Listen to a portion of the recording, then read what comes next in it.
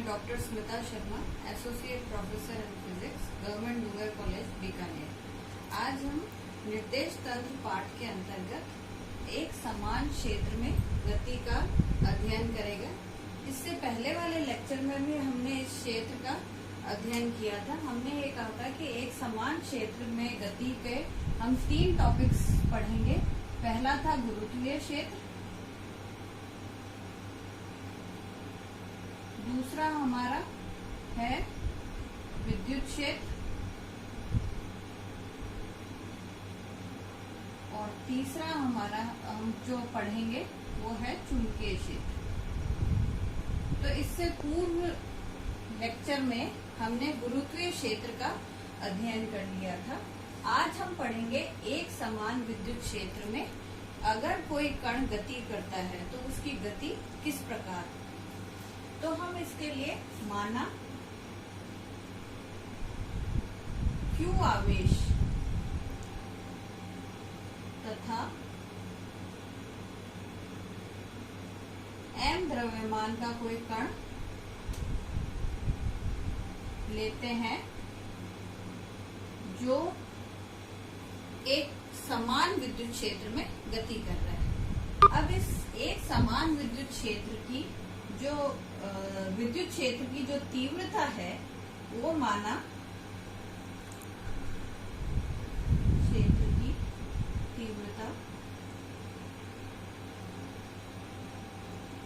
वो हम मान लेते हैं कैपिटल E। ठीक है।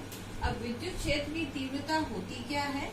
परिभाषा के अनुसार विद्युत क्षेत्र की तीव्रता किसी एकांक धन आवेश के ऊपर लगाए जाने वाला बल जो है वो हमारी विद्युत क्षेत्र की तीव्रता होती है।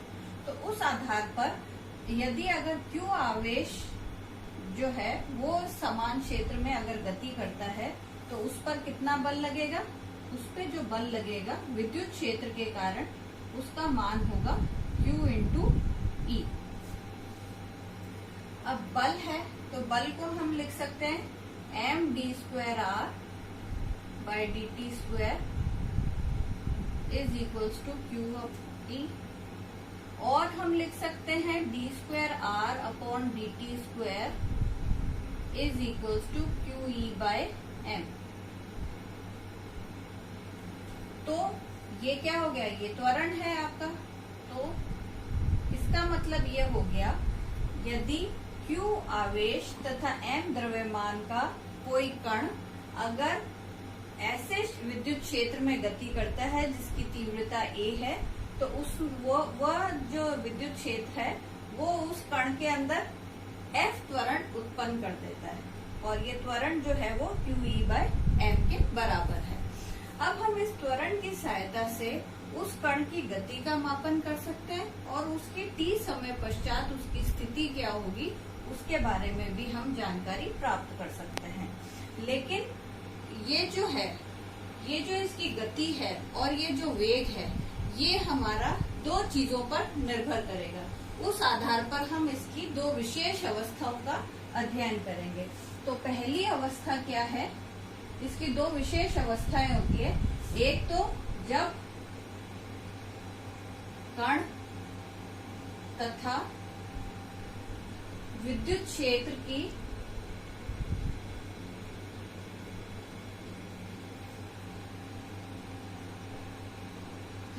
तीव्रता की दिशा समान है।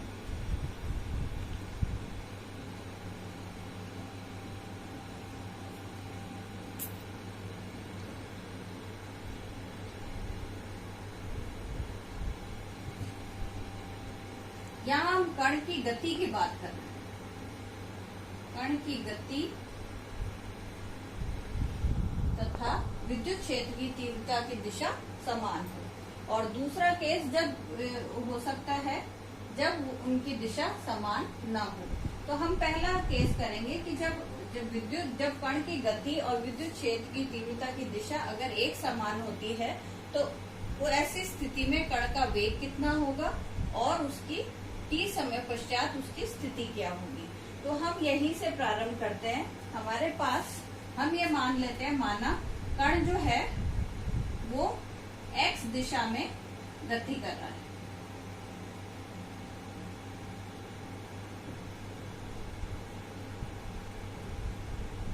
और जो विद्युत क्षेत्र की तीव्रता है वह भी हमारी x दिशा की में ही है।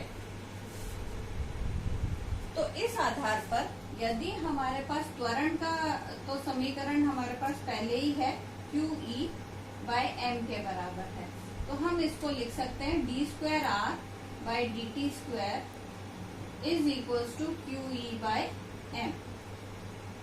अब दोनों ओर dt से गुणा करेंगे और दोनों ओर समाकलन लेंगे, तो दोनों चीजें एक साथ करते हैं, समाकलन करेंगे हम d2r बाय dt² dt बराबर QE बाय m dt। ठीक है, तो इसको हम फर्दर सिंप्लीफाई करेंगे। तो फर्दर इसका सिंप्लीफिकेशन कैसे हो जाएगा?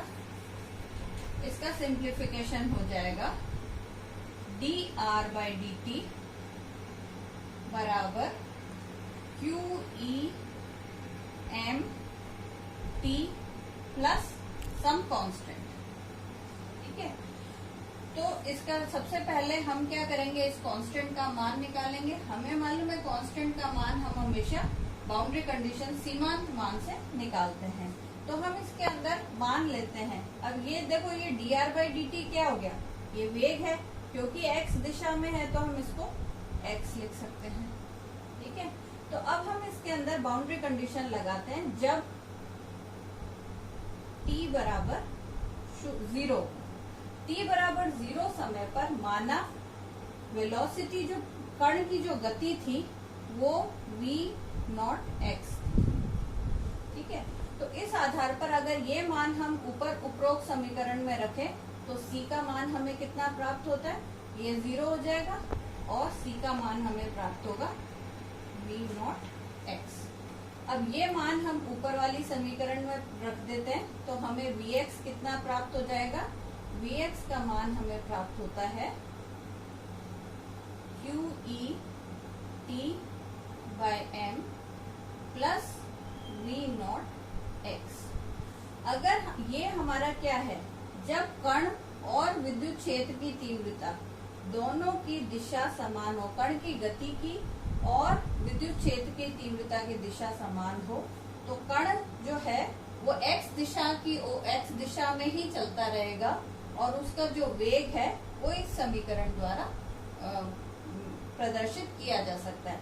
अगर हम इस समीकरण को देखें तो ये हमारे को एक रेखीय समीकरण दिखाई दे रही है, लीनियर समीकरण है समय के साथ। तो इसका मतलब अगर हम इसको ग्राफिकली रिप्रेजेंट करें तो कैसे करेंगे, अगर हम t यहाँ ले लेते हैं और वेलोसिटी यहाँ करें तो ये जो आपकी इक्वेशन है ये कुछ ऐसी होगी, यानी उसका वेग बढ़ता जाएगा और ये हमारा vx। ठीक है, अब ये तो हमने निकाल लिया उसका वेग। अब हम इसकी t समय पश्चात वो कहाँ पर होगा, विद्युत क्षेत्र में गति कर रहा है तो वो किस स्थान पर पहुंचेगा उसका मान निकालेंगे। उसके लिए हम पुनः ये समीकरण काम में लेंगे। तो इसको हम सॉल्व करते हैं।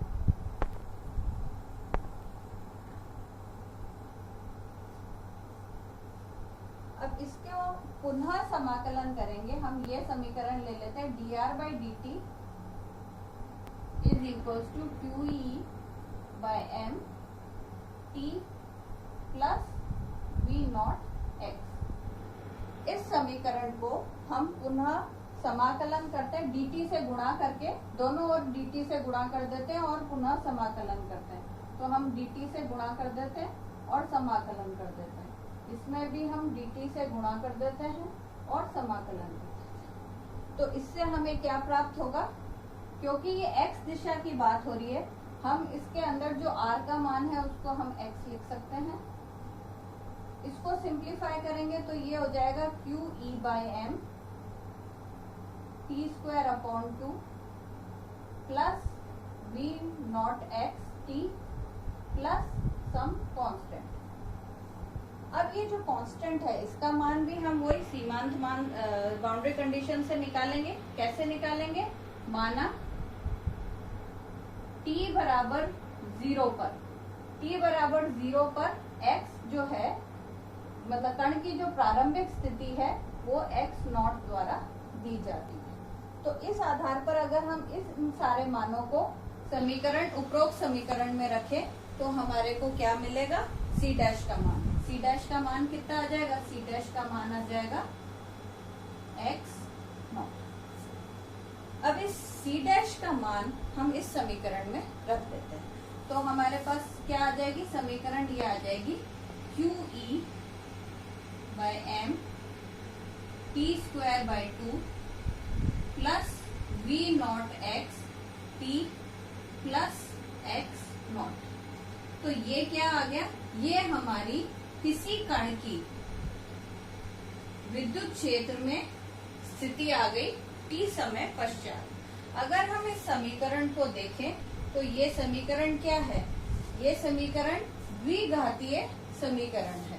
तो इसका मतलब उसकी जो कण की स्थिति है वो द्विघातीय रूप से परिवर्तित होती रहती है। अगर हम इसको ग्राफिकली रिप्रेजेंट करना चाहें तो कैसे रिप्रेजेंट करेंगे? वो होगा हमारा,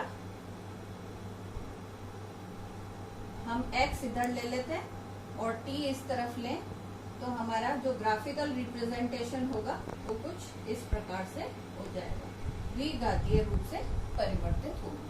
तो इस प्रकार हम देखते हैं एक समान विद्युत क्षेत्र का जो प्रथम अवस्था है जिसमें कण की गति और विद्युत क्षेत्र की गति, विद्युत क्षेत्र की तीव्रता दोनों ही समान दिशा में है, तब हमारे कण की जो स्थिति है वो द्विघातीय रूप से परिवर्तित होती है और उसका जो वेग है वो रेखीय रूप से परिवर्तित होता है।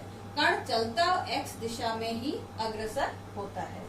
अब हम इसी में समान विद्युत क्षेत्र में ही दूसरी अवस्था का अध्ययन करेंगे जिसमें हमने क्या करा है?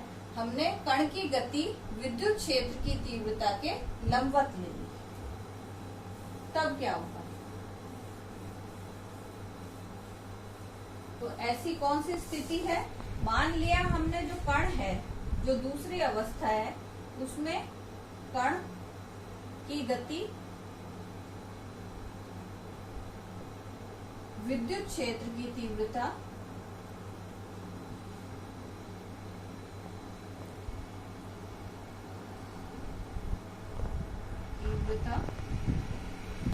के लंबवत है। ठीक है, तो ऐसी स्थिति में क्या हो रहा है हमारा? माना कण जो है, कण की जो गति है वो तो है हमारी x दिशा में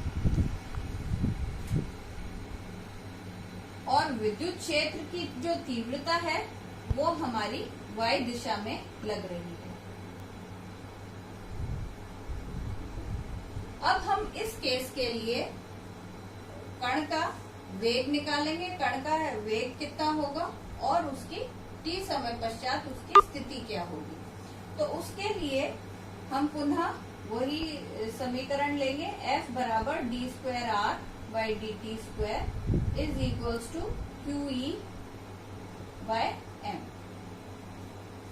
अब इसमें ध्यान दीजिए कि जो विद्युत ये जो त्वरण उत्पन्न होता है वो विद्युत क्षेत्र के कारण उत्पन्न होता है। तो विद्युत क्षेत्र के कारण उत्पन्न होता है, इसलिए यहाँ पर डी स्क्वायर आर में क्या आ जाएगा? यहाँ पर d square y d t square upon is equals to QE by m आ जाएगा। ठीक है, क्यों? क्योंकि ये जो त्वरण उत्पन्न हुआ है वो इसके कारण है और इसकी दिशा y। अब हम इसको पुनः dt से दोनों ओर गुणा करके समाकलन करेंगे तो आपके पास क्या मिल जाएगा? d square y dt square dt is equals to QE by m dt और दोनों ओर समाकलन कर दिया। समाकलन करने के पश्चात हमें क्या प्राप्त होगा? हमें प्राप्त होगा dy by dt is equals to q e by m t plus c. Again c is a constant. अब इस सी का मान हमें पहले निकालना पड़ेगा। तो अब सी का मान हम वही सीमांत मान निकालेंगे। तो इसके अंदर हम t बराबर 0 पर देखेंगे। अब t बराबर 0 पर जो ये वेग है वो हमारा कण का वेग है y दिशा में। ठीक है, तो t बराबर 0 पर तो कण का कोई वेग y दिशा में था ही नहीं, क्योंकि कण तो x दिशा में चल रहा है। तो y दिशा में तो उसका वेग प्रारंभ में हो ही नहीं सकता, इसलिए वो 0 होगा। इस आधार पर c जो है वो 0 हो जाएगी। तो हमें vy का मान कितना प्राप्त हो गया? Q e by m t प्राप्त हो। तो ये हमारा कण का वेग मिल गया, जो हमारे को y दिशा में विद्युत क्षेत्र की तीव्रता और कण की दिशा x दिशा होने के कारण मिलता है। तो इस प्रकार से हमने इसी प्रकार अब हम t समय पश्चात उस कण की स्थिति क्या होगी उसका मान निकाल लेते हैं। तो पुनः हम इस समीकरण का समाकलन करेंगे। तो समाकलन करेंगे तो हमारे को क्या प्राप्त होगा? y बराबर क्यू ई, ये मैं थोड़ा सा शॉर्ट में लिख रही हूँ, t square by 2 plus c dash. अब सी डैश का मान भी हम ऐसे ही निकालेंगे जब t बराबर 0 है। तो जब t बराबर 0 था तो कण तो x दिशा में चल रहा है, तो y दिशा में उसका कोई विस्थापन नहीं था, तो y का मान 0 है। इस आधार पर c डैश का मान 0 होगा। तो आपके पास y क्या मिल गया? y का मान आ गया q e by m t square by 2। तो इस तरीके से y जो है वो q e by m t square by 2 के रूप में बदलता जाता है। यानी कण जो है वो y दिशा में भी इतना विस्थापन उसमें दिखाई देना शुरू हो जाएगा। अब देखो, हमने ये माना है कि कण जो है वो x दिशा में गति कर रहा है। तो x दिशा में t समय पश्चात उसकी गति क्या होगी? x जो होगा वो v nought x into T हो जाएगी। ठीक है, अब इससे हम t का मान निकाल लेते हैं। t का मान क्या आ गया? x upon v nought x। ये मान हम इस समीकरण में रख देते हैं। तो y का मान क्या आ जाएगा? Q e by m x square upon v nought x square plus. तो अगर हम y और x के बीच में देखें तो ये क्या है? एक पैराबोला की इक्वेशन है। यानी अगर हम इनको ग्राफिकली रिप्रेजेंट करें तो कण की जो मूवमेंट है वो एक पैराबोलिक रूप से बदलती। तो यानी विद्युत क्षेत्र में अगर कोई कण गति करता है तो विद्युत क्षेत्र की तीव्रता किस दिशा में और कण की स्वयं की दिशा किधर है उसके आधार पर उसकी गति प्रभावित होती है। वेग भी बदलता है और विस्थापन तो क्योंकि गति कर रहा है विस्थापन बदलेगा ही, लेकिन उसमें इस प्रकार से समझाए अनुसार परिवर्तन होता है। अब हम इससे आगे क्या पढ़ेंगे? एक समान चुंबकीय क्षेत्र में जब हम कोई कण को भेजते हैं तो उसका क्या प्रभाव रहता है। इसमें यहाँ एक चीज इम्पोर्टेंट है, हमने E को कांस्टेंट माना है, इसीलिए जब भी हमने समाकलन करा है तो E का समाकलन कुछ नहीं हुआ है, उसको हमने एक कांस्टेंट की तरीके से बाहर निकाल लिया। और ये जरूरी है क्योंकि हम यहाँ पर एक समान विद्युत क्षेत्र का अध्ययन कर